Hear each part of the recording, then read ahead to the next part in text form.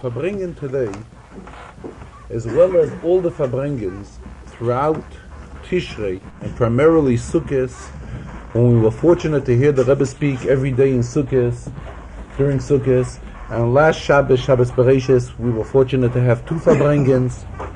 But I think that we could say that there is a theme which the Rebbe keeps on stressing each time that he speaks since the beginning of the year.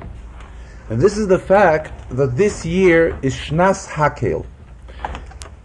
The year after the Shemitah, after the sabbatical year, after the 7th year, when it comes to the 8th year, when the Beis HaMikdash was in its existence, there was a special mitzvah in the Torah, which this mitzvah is called Hakel. Hakel means to congregate, to bring together everyone. And it meant to bring together everyone, men, women, and children. Everyone came to the Yerushalayim, everyone came to the Beis HaMikdash, and the Melech of that time read special portions of the Torah at this occasion. And the pasuk continues. When the pasuk talks about it, the pasuk says the reason for this is Liyira es Hashem Elekecha. The whole idea of the mitzvah of Hakel is to instill God-fearing amongst every one of Klal Yisrael.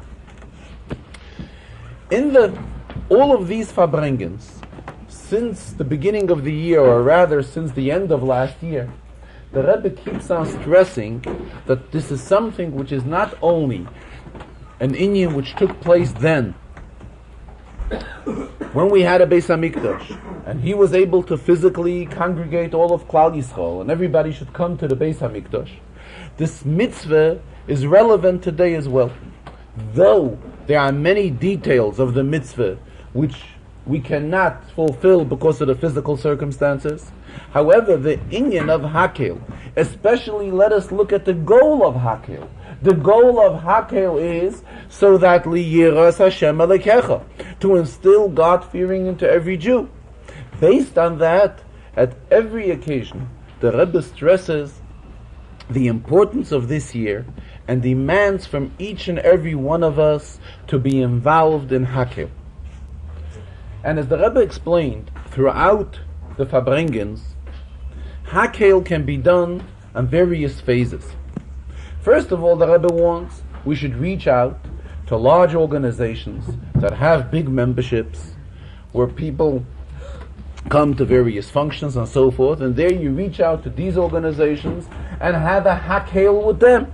Meaning, bring them the message that this is a special year. This is a year when Yidden have to get closer to the Eibishter, and this is something which applies to each and every one of us. In a smaller realm, in a smaller phase, it's applicable in any way to each and every one of us who only has relatives, friends, acquaintances. When the Rebbe was talking last Shabbos, he expressed himself that the way we are situated in this country today, everyone has some sort of a contact. Some of us it may be relatives, to some of us it may be friends, to some of us it may be different type of acquaintances, but it is our inyan to reach out to all of these acquaintances that we have and tell them that this year is a year of Hakel, it's a special year, and the message of this year is to get closer to the Eibishter, to instill in each and every Yid Avas Yisrael. Closeness becomes through Avas Yisrael. How do we get close? The whole idea of Hakel is when Yidden are together. Yidden are together, this is an expression of unity. This is an expression of Avas Yisrael. This is an expression of Achdus Yisrael. And what is all this going to lead to? All this is to lead to what, like the pasuk says, Liyira es Hashem Elekecha. The Rebbe went even further. The Rebbe says in every household, the father of the household is the Melech, compared to the king, because in a miniature way, he is the king in this household. And therefore it is the obligation of the head of the household also to see to it that he conducts a Hakel in his house. And again the same idea. What does the Rebbe mean by Hakel? The Rebbe means by Hakel to bring the message penetrated through all members of the family, everyone we come into contact with, that this is a year of bringing Yidden close to the Eibishter. Liyira es Hashem Elekecha. And based on this, in every Farbrengen, in every inyan which the Rebbe discusses in Farbrengens, the Rebbe always tries to find a contact between these inyanim and Hakel. Everything which the Rebbe speaks about always constantly reminds us Hakel. Interesting. This past Monday night was Yechidus for the Orchim that came from all over the world to be here for Yontif. As the setup is, it is Orchim that come, guests that come from foreign countries, they are those that go in for Yechidus. Guests that come from locally, domestic guests as we should call them, or from anywhere in the United States and Canada, they do not go for Yechidus. And the Yechidus was in the shul, and every Eirach passes and gets $1 from the Rebbe, which this is the practice of all Yechidus, and where the Rebbe gives $1 of his, so that the Eirach, the guest, should take it to his respective place and give it for tzedakah there. Interesting, people say that it was over 4,000 people that passed Yechidus Monday night. And to each and everyone that passed, when the Rebbe gave them the $1, together with the bracha, the Rebbe added on 2 words, ton in hakel, which means that the Rebbe is going to such an extent where he's requesting on a personal basis from each and every one that this is a special year. This is a year when it's our obligation, the obligation of each and every one of us, ton in hakel. We have to do things in any shape or way, any way we could think of, in any kind of idea, where we could reach out to people, bring together people, congregate people, and bring them the message of hakel. And same in today's Farbrengen, the Rebbe kept on stressing throughout every Sikha. A Sikha did not pass where the Rebbe did not stress the inyan of Hakel. The Rebbe began to Farbrengen today that really there are many inyanim to talk about. However, the question arises, what inyan should he begin to talk about? The Rebbe continues, could talk more than one thing at the same time. We know when the Rebbe gave the Aseres HaDibros, there's a famous Chazal, what the Chazal tell us, Zocher v'shomer b'dibur echad nemer, that when the Rebbe said, Zocher asiyem Shabbos l'kache, in one of the Aseres HaDibros are repeated twice in the Torah. It's repeated in Parshas Yisro as well as in Parshas V'eschana. And once it is mentioned, Zocher es Yom HaShabbos, remember the Shabbos. Once it is mentioned, Shomer es Yom HaShabbos, observe the Shabbos. So our sages tell us that Kodesh Baruch Hu, Almighty God, really said both expressions, and said both expressions at the same time.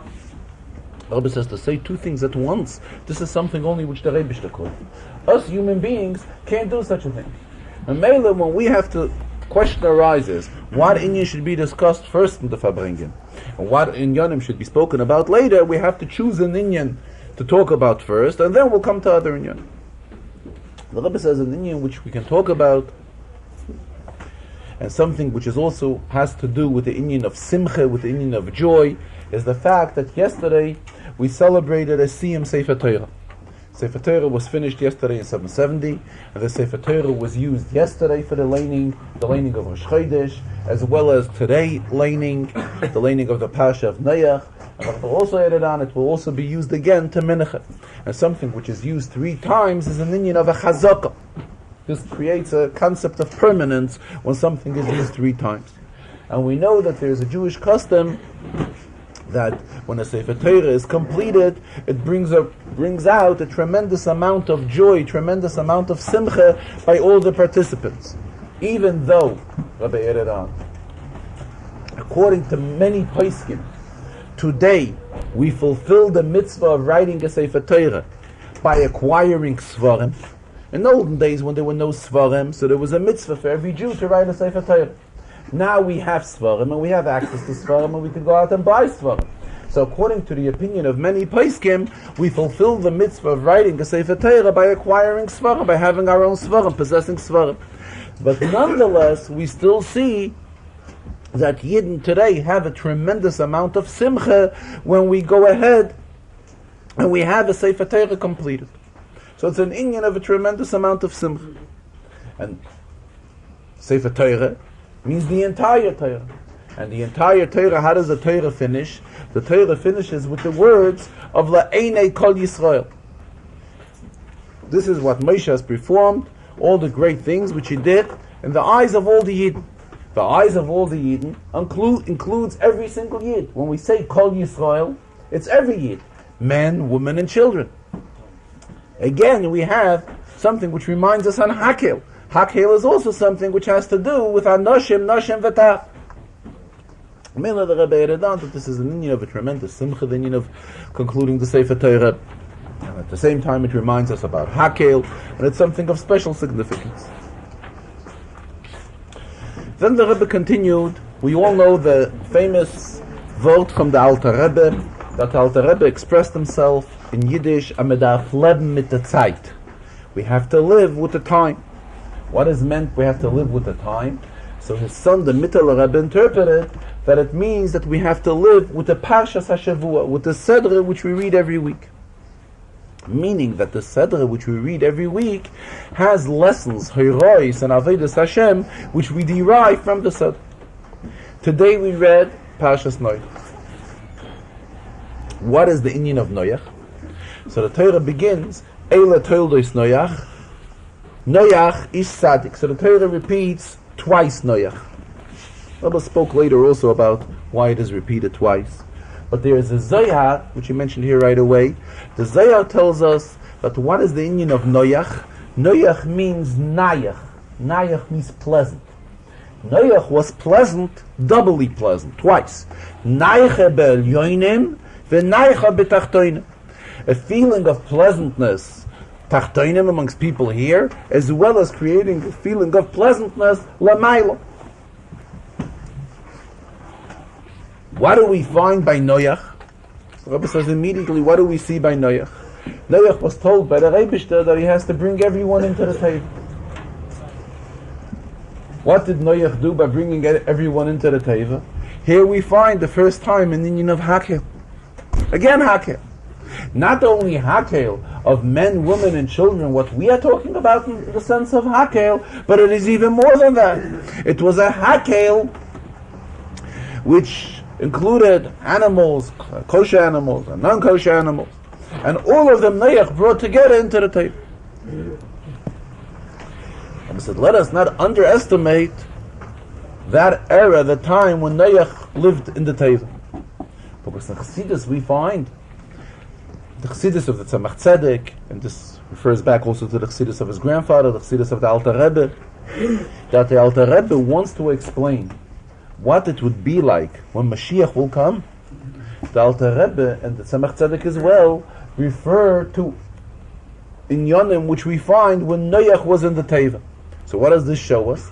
That the period when Noach was in the Teva was some sort of a comparison to what the world will be like when Mashiach will come. So it is a special time. It was a very special time, the time that Noach spent in the Teva. And under what circumstances was it? It was an inyan of Hakel.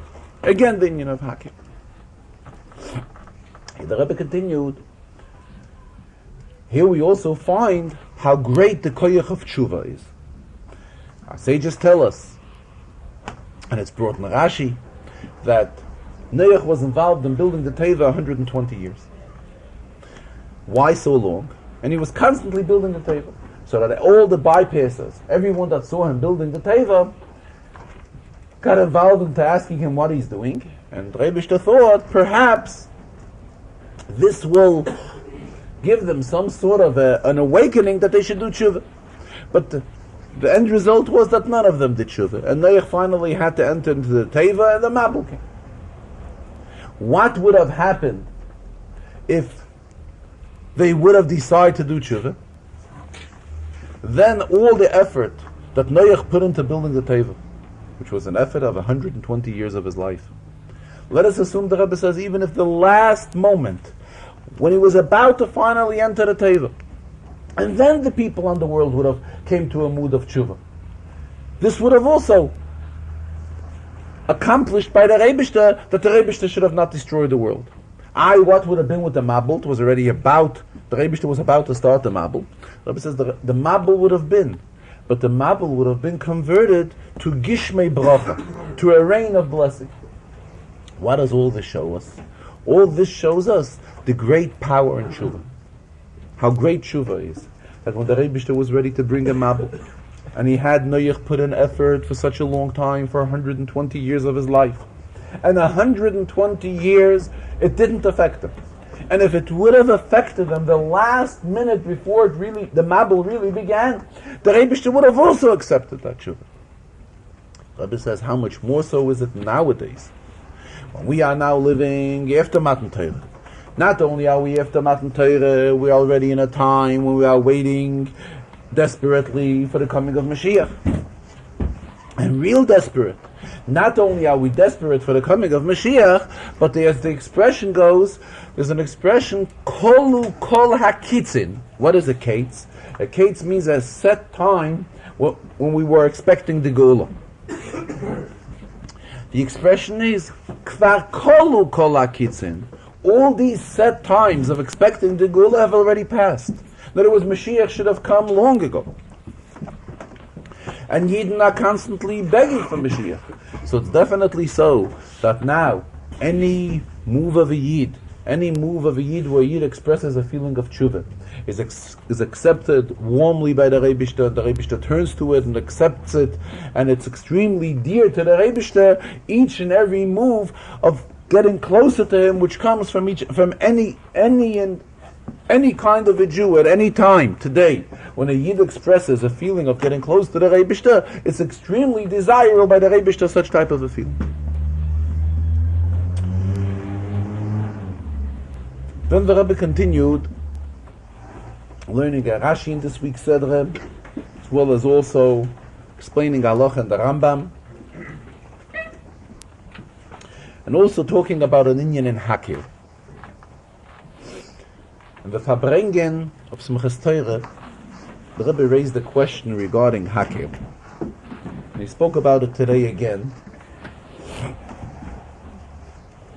There's another inyan which the Rebbe mentioned Simchas Torah, which, while we're talking about Hakel, let me mention that as well.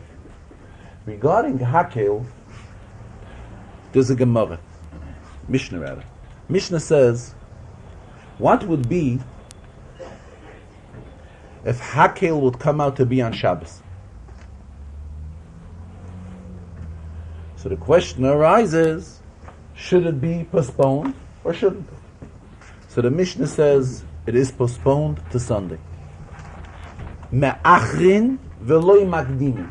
It's postponed and it is not brought earlier. Why not earlier? Hakel in the Beis HaMikdash would be the second day of Yom Tov.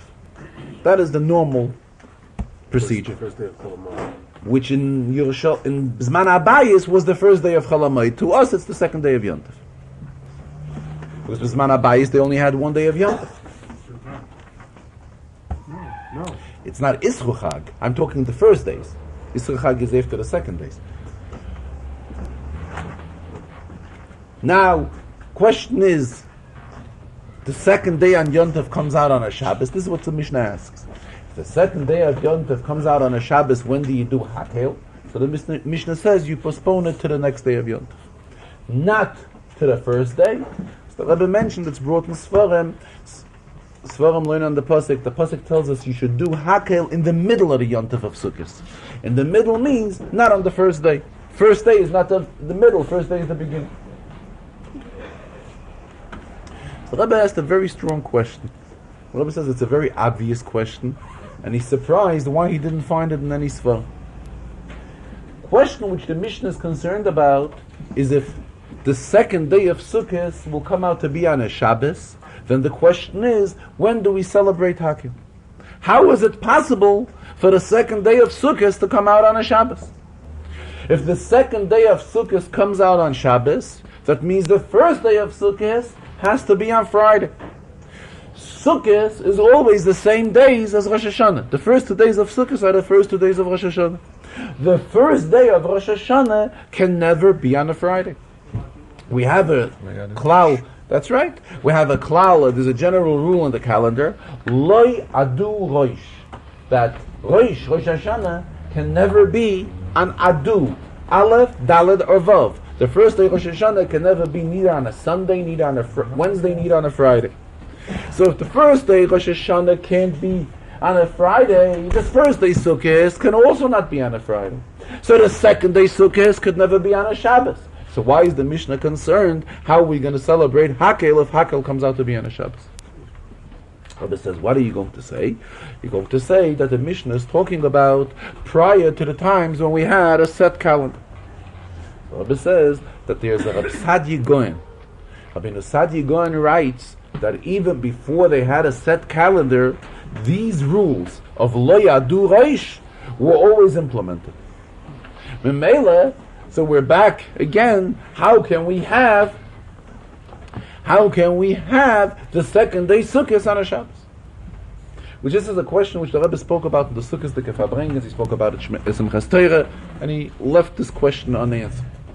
Another inyan which the Rebbe raised in the Farbrengen, spoke about it today again. It's a question which the Rebbe asked. We notice in mitzvahs that there are many mitzvahs which we do as a zeicher, as a commemoration to how it was done in the Beis HaMikdash. For example, let us take something which is very popular. We sit on Pesach to the Seder. So we take a zroya, a little piece of the neck of the chicken, and we put it down on our Seder plate.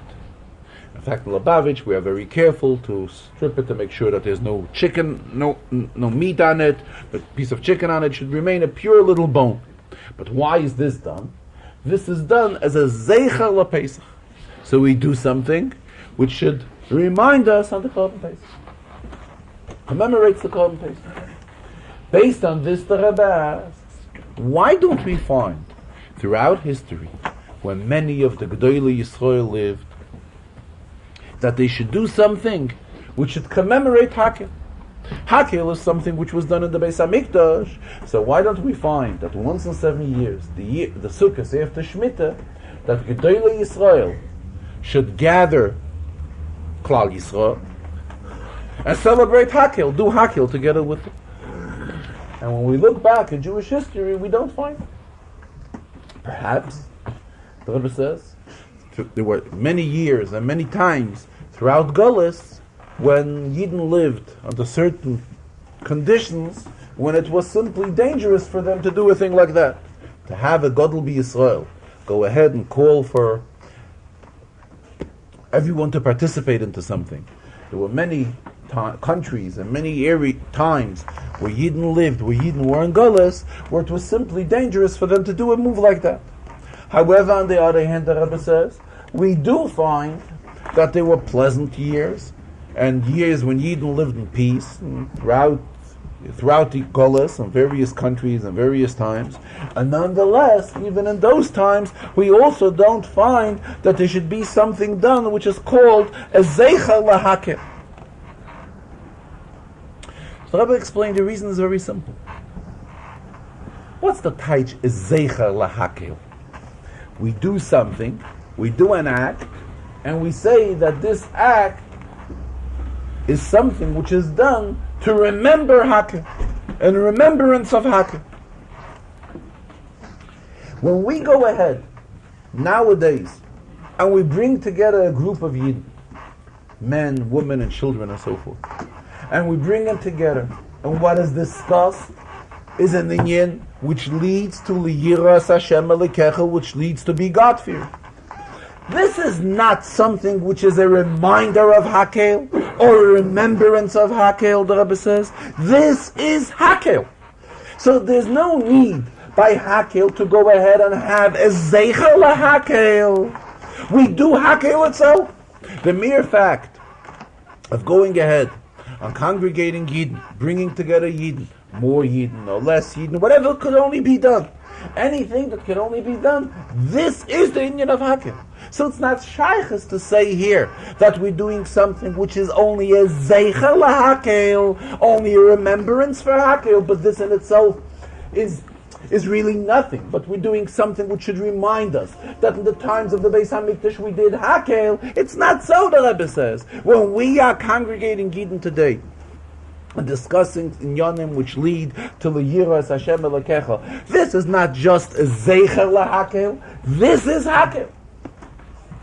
And that is why the Rebbe says the reason is very simple, why we don't find throughout history that there was an inyan of setting up something Zeicher LaHakel. There's no need to do a Zeicher. We do the Hakel itself. By the mere fact that we bring together Yidden, any type of group, and we bring them together especially during the Yontav of Sukkot, and we talk in Yonim that lead to Yiras Hashem Elokecha, this is Hakel.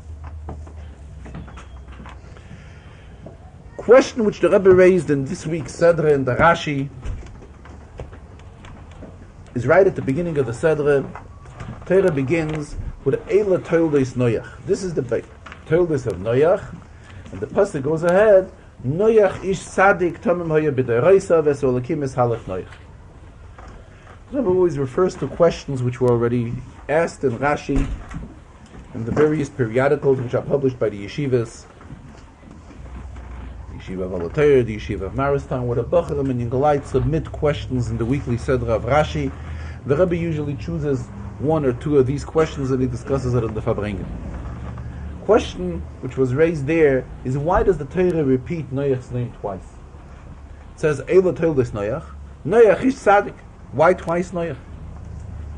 In fact, we find further in the Torah, when the Rebbe turned to Avraham, and he refers to him Avraham, repeats his name twice, so Rashi gives us a reason why the Rebbe spoke to Avraham twice, and why he called him twice. Here, Rashi doesn't mention anything why Noach's name is mentioned twice.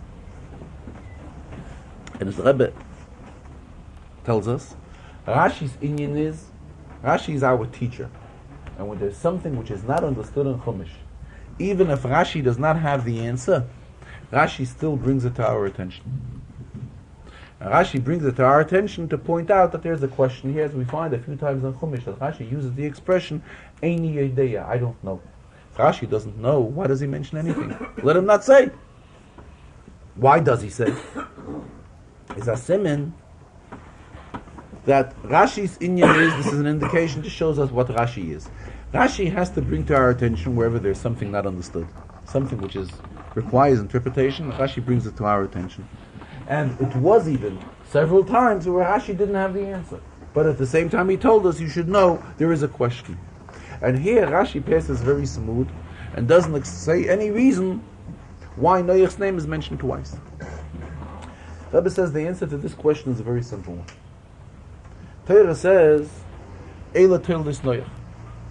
Truth is, we have it weiter also. In this Sedra, we have where the Torah uses the expression Eila Toldos Shem. When we're talking about Noach's son, Noach's son Shem, we also refer to Eila Toldos Shem, and again repeat, Shem, so and so. Furthermore, regarding Terach, Avram's father, we also find the same expression in Torah. Why? That is named Eila Toldos Terach, and the Torah goes on, Terach did this and this, or so forth. Rebbe says the reason for it is very simple. The Torah cannot start Eila Toldos Noach, Ish Sadik Tomem Hoya B'deroisa. This, first the Torah gives, like Rebbe used the expression, a keppel. A keppel would mean like the Torah gives an introduction. The introduction is Eila Toldos Noach. Or as we find further in the Sedra, Eila Toldos Shem, Eila Toldos Terach. This is the introduction, this is the opening statement, which is telling us what the Torah is talking about. We're talking about the biography of Noach.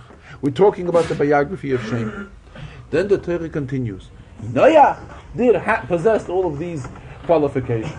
Shem had all of these in Yonim, or Terach as well. But the question is not why Noach's name is repeated twice. This is no question. It fits in very well. However, when the Rebbe calls Avraham Avinu, and normally when the Rebbe would call Avraham, he would say Avraham. And here we find the Rebbe does not say once Avraham, but he says Avraham, Avraham. This is strange. And therefore when Rashi comes across such type of an inyan, Rashi explains it and gives us a reason why Avraham is mentioned twice. Regarding the Rambam, which the Rebbe learned today, Rebbe learned a Rambam in the halachas. It's a famous halacha. Halacha, not only are we not allowed to hit anybody, but it's a famous halacha which is mentioned even in Rashi and Chumash, that anyone who raises his hand to hit somebody is called a Rasha. It's considered a wicked person. It's considered a Rasha. What is the source for this halacha? Source for this halacha is a famous pasuk in the beginning of Shmos. When Moshe turned to Dosan v'Aviram and he told him, Rasha, lama saker reyacha. Rasha, why are you hitting your friend? Pardon? Lama saker.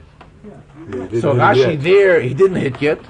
So Rashi there explains us, even though he didn't hit, why does he refer to him the name of with a title of a Rasha? Rashi there gives the interpretation that anyone who raises a hand wants to hit somebody,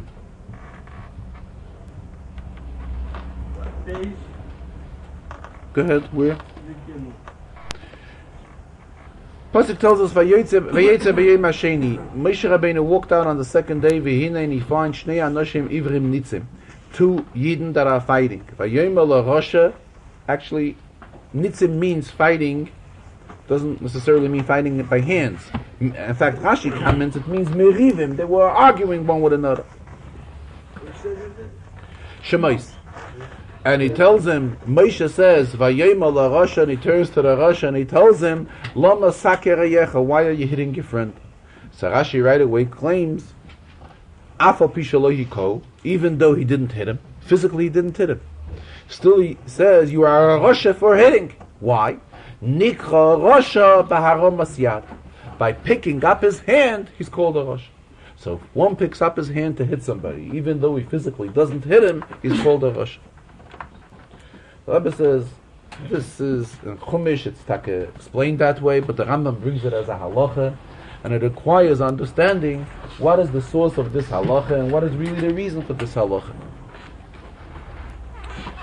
Plus, we also know that if one has the intention of doing a wrong act and really doesn't do the act, we do not punish him.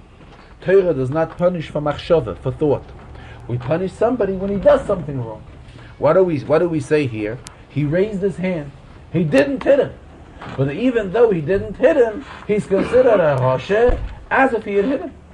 Very strange. But he didn't hit him. He didn't commit the act of wrongdoing. He had an intention to do something wrong. And based on this intention, he raised his hand. But he didn't even get to hit him. Why should he be called a Rasha? So the Rebbe is learning, giving an interpretation, giving us a view on this entire in. Rebbe is learning as follows.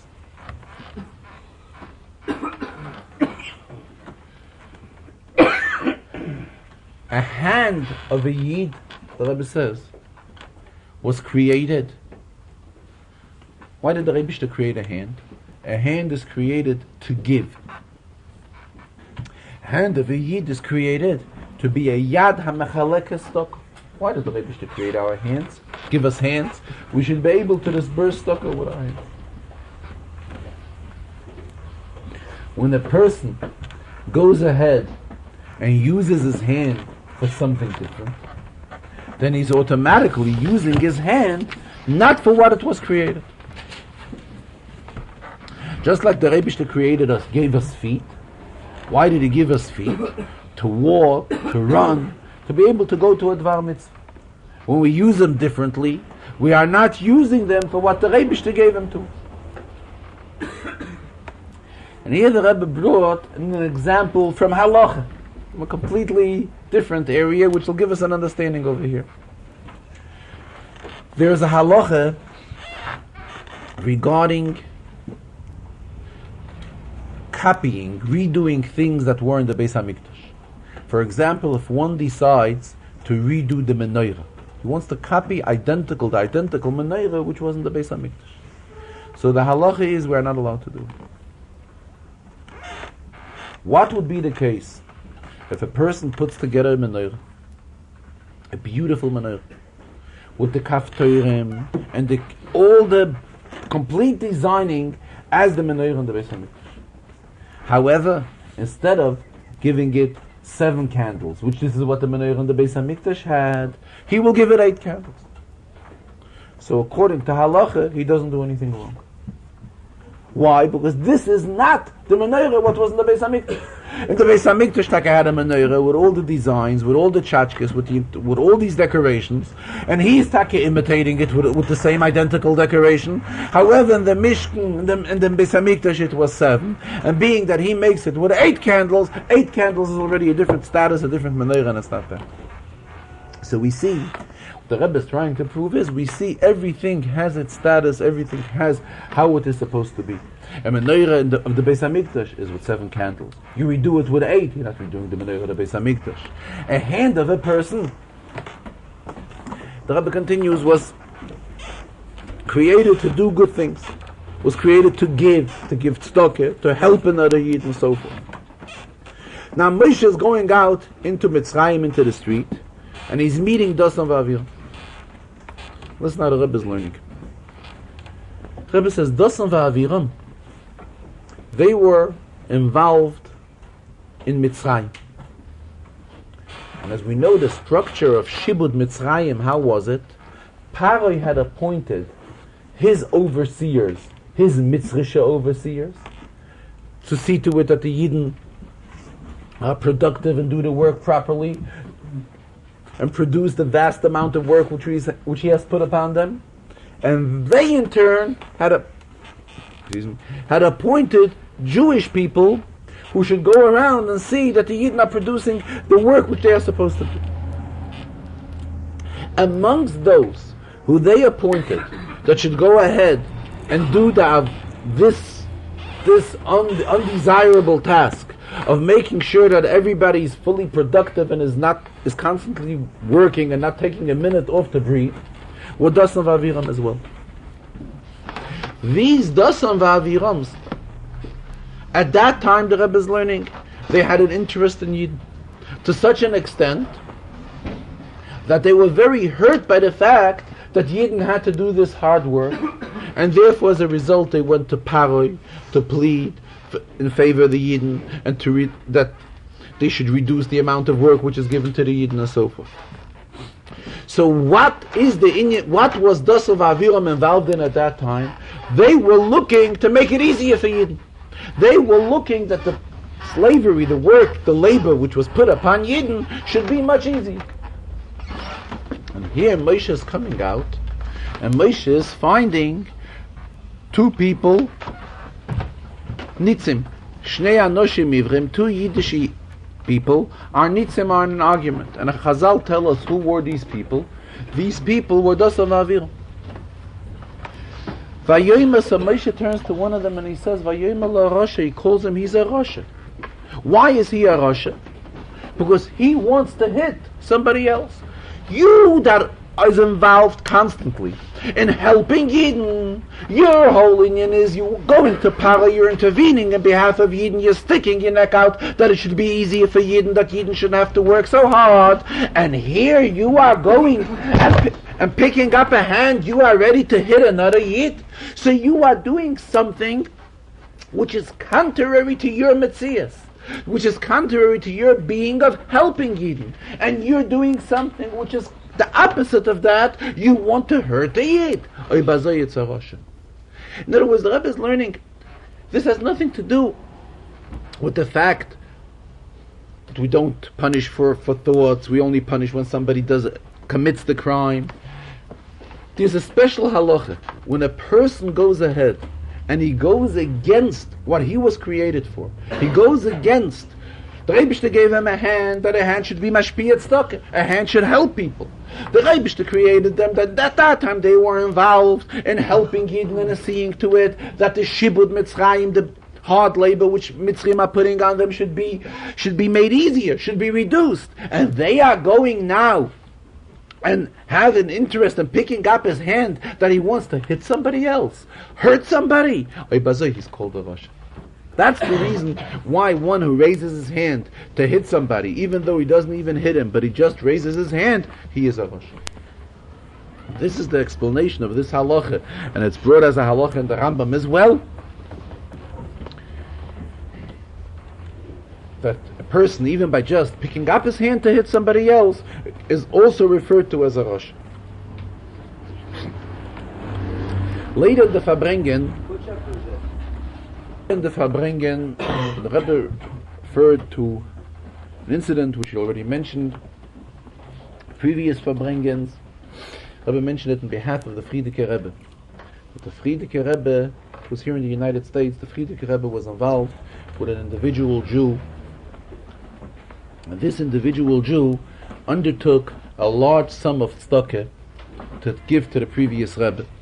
I think when the Rebbe mentioned this story previous occasions, he added on that this person undertook this large sum of tzedakah to give to the Frierdiker Rebbe to be able to have money to print svarim,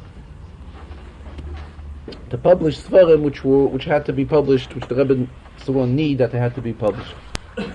This individual, when he undertook this pledge, was far from having this sum of money. Very far from it, and he couldn't come close to be able to make good this pledge. And what happened was, a short period of time passed, and his financial situation changed totally, and he was able to pay up his pledge.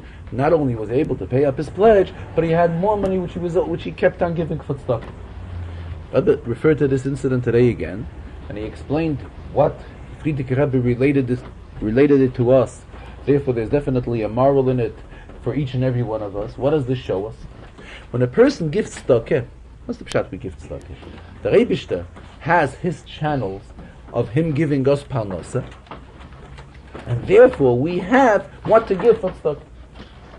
What happened when this individual undertook a larger sum to give?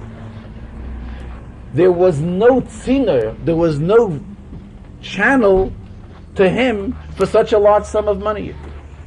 But being that he did it with his fullest sincerity, this aroused by the Rebishter that the Rebishter should open for this person new tzinoiros, new channels which will enable him to make good his pledge, and not only to make good his pledge, it will enable him to be able to give tzedakah in a very comfortable way as he really desired.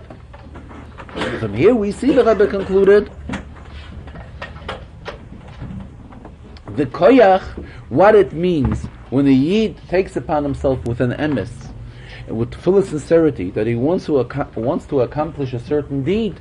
And in this case, it's a deed of tzedakah, that the Rebishter goes ahead and opens new tzinoiros, new channels, so that he should be able to fulfill this pledge which he took upon himself. The Rebbe also mentioned that in today's Seder, going back to today's Seder in Parshas Noach,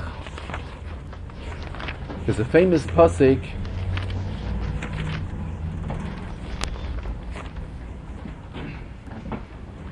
Bishnas Sheish Meir Shana L'Chayin Noach, when Noach was 600 years old, B'chodesh Hasheni in the second month, B'shivasa Yom L'Chodesh in the 17th day of the month, Nifku Kol Mayonos Tohaim Rabba, all the wells have opened, and V'arubos Hashamayim Niftachu, and the windows of heaven also opened, and it began pouring down the waters. So the Rebbe referred to a Zoyar on this pasuk. There's a Zoyar here that ties in this pasuk with Sheish Meir Shana, 600 years, when it will be 5,000 after 5,600 years of world creation, which is the era which we are living in now. And the Zohar says that will be a time when Pnimiyus HaTorah, which the Rebbe interpreted, which means Chassidus. Chassidus will be something which will be Nifku Kol Mayonos Tohaim Rabba, the wells will open, and the windows of heaven will open, and Chassidus will be accessible to all. As the Zohar, Pnimiyus HaTorah, as the Zohar uses the expression, even leravya. Ravya in Aramaic means children. The Rebbe says, so therefore, this is a strong reminder to us that children who are below the age of Bar Mitzvah and are not yet able to learn Chassidus on their own, at least to bring them close to Chassidus by instilling in them Avas Hashem and Yiras Hashem, love to the Eibishter, fear to the Eibishter, belief in the Eibishter, which all of this is based on teachings of Pnimis HaTorah, on teachings of Chassidus. And when one reaches the age of Bar Mitzvah, then definitely to see to it that from that age on, he should be involved in the learning of Pnimis HaTorah and the learning of Chassidus. The Rebbe concluded the Farbrengen, being that this afternoon we began reading Lech Lecha, to go, which this is a straight commandment to every Yid, go. Where to go? Where to? So the Pasuk tells us, Lech Lecha, me'artzecha, me'meladetecha, me'beis avicha, to go away. It's a famous Chassidish taich, which is often quoted in Chassidus, that taich here is, a Yid is supposed to go, artzecha means his country, meladetecha, his birthplace, and beis avicha. What does it mean? Everybody has his own habits, which he got used to, his routine, all of these inyonim. What does the Torah tell us? Get out of all this and get involved and go. What has to be the prime concern of a Yid? To go, forget about his own habits, forget about his own routines and so forth, and look forward to Haaretz Ashareka. Go ahead and fulfill the wish of the Rebishter, the instructions which the Rebishter is giving us. And as the Rebbe types this afternoon, that we should be zeicher to see immediately the Lech Lecha, Me'artzecha, Me'meladetecha, Me'beis avicha, and we should all go together with Mashiach, El Haaretz Ashareka, go together with Mashiach, get to Beis HaMikdash and go to Eretz Yisrael, and all of this should be b'meheira v'yameinu, as the Rebbe concluded, mamish. I'll go to